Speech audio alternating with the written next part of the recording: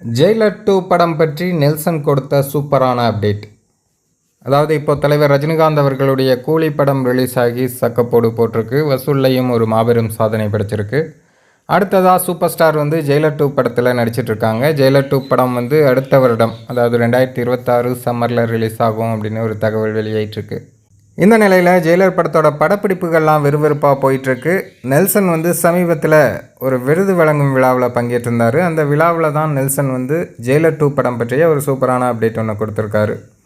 Jailer 2 கதையை எழுதி நான் ரஜினி சார்கிட்ட காமிக்கும்போது ரஜினி சாருக்கு அந்த கதை ரொம்பவே பிடிச்சிருந்தது. அதனால தான் அவர் ஜெயிலர் 2 பண்ணுறதுக்கு ஒத்துக்கிட்டார். ஏன்னா பெரும்பாலும் ரஜினி சார் பார்ட் 2 படங்களில் நடிக்கிறத விரும்ப மாட்டாங்க. ஏன்னா பார்ட் 1 விட கொஞ்சம் கம்மியாக இருந்தாலும் அந்த படம் பெருசாக போகாது, அது நல்லா இல்லைன்னு பேச ஆரம்பிச்சிருவாங்க அப்படின்னு. பார்ட் 2ல் தலைவர் நடிக்கிறத விரும்ப மாட்டாங்க. ஆனால் தலைவரே இந்த கதையை பார்த்த உடனே ரொம்ப சூப்பராக இருக்குது, பண்ணலாம் அப்படின்னு சொல்லி தான் இந்த படத்தை ஆரம்பித்தோம்.